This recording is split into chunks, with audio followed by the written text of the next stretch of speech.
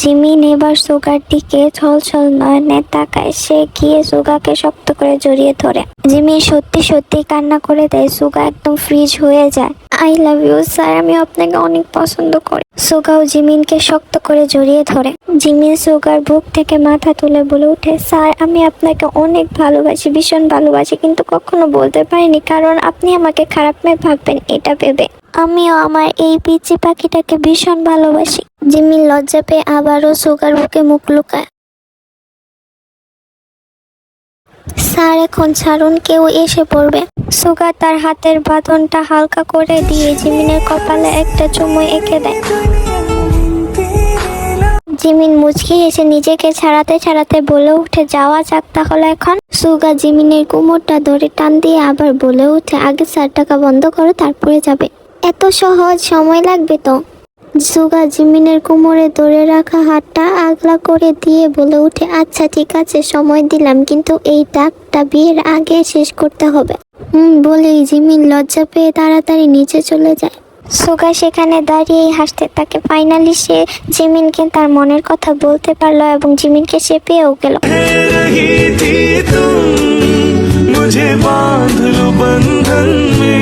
নিচে ডাইনিং টেবিলে বসে সবাই খাবার খাচ্ছে, শুধু সুগা, কুকি এবং তেয়ং ছাড়া। বড় আন্টি তেয়ং কোথায়? তেয়ং এর শরীরটা ভালো নেই, তাই খেতে আসে নাই। ও মাই গড আন্টি, তেয়ং এর শরীর খারাপ, তুমি আমায় আগে বলো নাই কেন? আমি এখনই যাচ্ছি। না না সানা, তুমি এখন যেও না, তেয়ং রেগে আছে। সানা হলো জিসোর ছোট বোন, জেনির বড় মেয়ে, জেহোপ এবং কুকির খালাতো বোন। জেহোপের বিয়ে উপলক্ষে তারা সন্ধ্যায় ফ্যামিলি সহ এসেছে। সানা হলো জিসোর ছোট বোন মিসেস জেনি এবং মিস্টার কাইয়ের বড় মেয়ে এবং তাদের ছোট মেয়ে রোজ। সানা তেয়ংকে পছন্দ করে, তাই আশা থেকে শুরু করে এখন পর্যন্ত খালি তেয়ং তেয়ং করেই যাচ্ছে। আম্মু কুকি কোথায়? ওর নাকি ভালো লাগছে না, তাই রুমেই আছে। জেহোপ চিন্তিত হয়ে বলে উঠলো, আম্মু কুকির খাবারটা আমায় দাও, আমি গিয়ে খাইয়ে দিয়ে আসছি। আচ্ছা দাঁড়া, আমি রান্নাঘর থেকে খাবারটা নিয়ে আসি। জিসো খাবারটা নিয়ে আসলে জেহোপ খাবারটা নিয়ে উপরে চলে যায়। কুকি বোন আমার, দরজাটা খোল, কি হয়েছে ভাইয়াকে বলবি না? জেহোপের 2-3 বার ডাকার পর কুকি এসে দরজা খুলে দেয়। কুকিকে দেখে মনে হচ্ছে কুকি কান্না করছে। জেহোপ রুমে ঢুকে কুকিকে খাবার খাইয়ে দিতে দিতে বলে উঠলো, তেয়ং কিছু করেছে? কুকি তেয়ং এর কথা শুনে আবার কান্না করে দিল। কি হয়েছে আমায় বল। তারপর কুকি জেহোপকে সব খুলে বলে, এই বিয়েটা ধৈর্য ধর, তারপর আমি তোকে আর আইওকে নিয়ে নিজেদের ফ্ল্যাটে উঠবো। জেহোপ কুকিকে একটু জড়িয়ে ধরে আদর করে তারপর খাইয়ে ঘুম পাড়িয়ে রুম থেকে চলে যায়। রাত 2টা, কুকির গালে আলতোভাবে কেউ হাত বুলিয়ে দিচ্ছে। হঠাৎ কুকি একটু লড়ে ওঠে, হাতটা গাল থেকে সরে যায়। কপালে নরম কিছু উপলব্ধি করতে পারে কুকি। কুকি চোখ খুলতে পারে না, তার চোখের পাতাগুলো যেন কেউ সুপার গ্লু দিয়ে লাগিয়ে দিয়েছে। বাইরে চেঁচামেচির আওয়াজে কুকি ঘুমটা ভেঙে যায়। কুকি ফ্রেশ হয়ে নিচে নামছিল সিঁড়িতে, তখনই সে হলুদ আর বিয়ে স্টেজ দেখতে পায়। তাদের বাসার গার্ডেন এত বড় না এবং সাথে একটা আছে সুইমিং পুল থাকায় এখানে তেমন কিছু ভালোভাবে ম্যানেজ করা যাবে না, তাই তাদের লিভিং রুম অনেক বিশাল বড়। এখানে সহজেই একটা বিয়ের অ্যারেঞ্জমেন্ট করা যায়, তাই সেখানেই সবকিছু অ্যারেঞ্জমেন্ট করা হচ্ছে। কুকি বড় আব্বুর পাশে গিয়ে বসে। কুকির পরনে এখনো রাতের পরা নাইট ড্রেসটা। আম্মুর ঘুম এখন ভাঙলো? জি বড় আব্বু। ফ্রেশ হওয়া হয়েছে? তাহলে যাও খাবার খেয়ে আসো। ওকে বড় আব্বু। বলেই কুকি যেতে নেবে তখনই পেছন থেকে বোকাম কুকিকে ডাক দেয়, আম্মু এদিকে আসো তো। আব্বু বলো। বোকাম কুকির হাতে একটা আইফোন ধরিয়ে দেয়। এটা আমার মার জন্য এক্সামের গিফট। কুকি অবাক হয়ে তাকিয়ে আছে। এটা আমার? হ্যাঁ, এটা আমার প্রিন্সেসের জন্য। কুকি খুশি হয়ে তার আব্বুকে জড়িয়ে ধরে। থ্যাংক ইউ আব্বু, and I love you. I love you too আমার আম্মুটা। কুকি খুশিতে আত্মহারা হয়ে বাড়ির সবাইকে নিউ ফোন দেখায়, শুধু তেয়ংকে ছাড়া। বড় আম্মু, আম্মু দেখো, আব্বু আমার নিউ ফোন কিনা দিছে। কই দেখি। কই আমিও একটু দেখি, এদিকে আনতো। ভাইয়া ভাইয়া দেখো, আব্বু আমার নিউ ফোন কিনা দিছে। কই দেখি, এভাবে কেউ আসে আমি ভয় পাই না। এই মেজু ভাইয়া দেখ, আব্বু আমার ফোন কিনা দিছে। উফ না, কুকি ডিস্টার্ব করবি না। এই ঘুমাই না বিলাই, একদম ঢং করবি না। চোখ খুল দেখ, আব্বু আমার নিউ ফোন কিনা দিছে। উফ কুকি, তাড়াতাড়ি দেখায় ঘুমাইতে দে আমাকে। এই জিমিনা দেখ, আব্বু আমার নিউ ফোন কিনে দিছে। ওয়াও, দেখি। 11টা হলুদের অনুষ্ঠান শুরু হবে, এখন 8টা বাজে। কুকি তাড়াতাড়ি যায়, তার খেয়ে দিয়ে রেডি হতে হবে। জিমিন সিঁড়ি দিয়ে নামছে। সুগা জিমিনের দিকে অবাক হয়ে তাকিয়ে আছে। কি সুন্দর লাগছে মেয়েটাকে। জিমিনও সুগার দিকে তাকিয়ে আছে। সুগা কিনে দেওয়া সেই বাসন্তী রঙের শাড়িটা পরেছে, হালকা একটু মেকআপ আর হালকা একটু জুয়েলারি, এতেই যেন অপসরা লাগছে। ছেলেদের ড্রেস কোড হলো পিঙ্ক, তাই সুগাও একটা হালকা পাউডার পিঙ্ক বা হালকা গোলাপি রঙের পাঞ্জাবি পরেছে। এইটুকুতেই তাকে এতটা সুন্দর লাগছে যে তাকে সুদর্শন পুরুষ বলে যে কেউ আখ্যায়িত করবে। সুগার সাথে তেয়ং ছিল। তেয়ং এর চোখগুলো খালি কুকিকে খুঁজছে। হঠাৎ তেয়ং এর চোখ আটকে যায় জিমিনের পেছন পেছন হেঁটে আসা একটা পরীকে দেখে। যেন কোনো মানুষ না, সিঁড়িতে একটা পরী হেঁটে আসছে। তেয়ং এর কাছে কান্নাকাটি করে এই শাড়িটা কিনেছে। তেয়ং শাড়ি পরে অন্য কারোর সামনে যেতে দেবে না, কিন্তু সে শাড়ি পরবেই হলুদে। হালকা মেকআপ এবং জুয়েলারি গুলো পরে যেন কুকিকে অপসরার মতো লাগছে।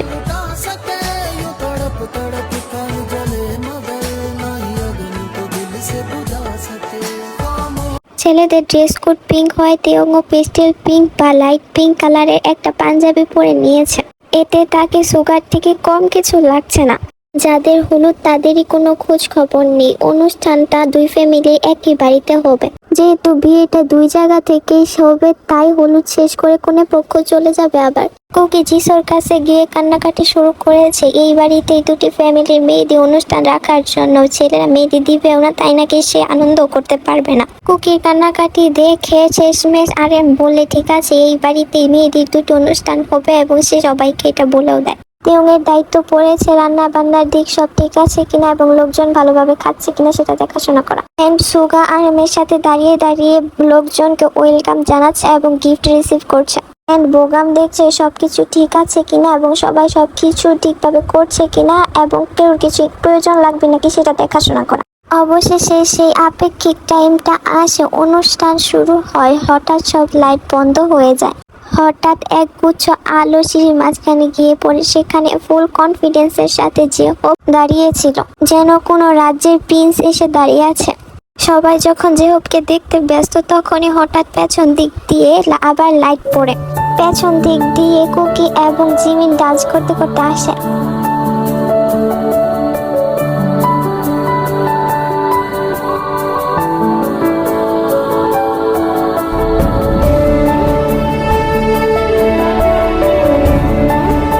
পুরো রুম আলোয় ভরে যায়। সবাই খেয়াল করে দেখে আয়ু চলে আসছে।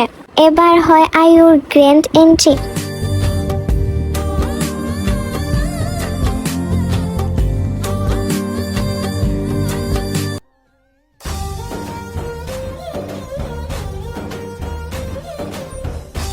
জেহব গিয়ে হাত বাড়িয়ে দেয়। আয়ু জেহবের হাতটা ধরে উঠে আছে স্টেজে। কিছুক্ষণের মাঝে আরো বাড়ির অন্যতম দুই মেম্বার ডান্স শুরু করে। তাদের দুজনের পারফরমেন্স দেখে অনুষ্ঠানে আসা মেয়েরা একদম অজ্ঞান। সবগুলা মেয়ে গালে হাত দিয়ে দাঁড়িয়ে তাদের দুজনের পারফরমেন্স দেখছে। কিছুক্ষণের মাঝেই তাদের দুজনের সাথে কুকি এবং জিমিন যোগ দেয়। তারপর কিছুক্ষণ পর ইয়োনো, মিনহো, রোজ আর সানা পেছন দিক দিয়ে যোগ দেয়।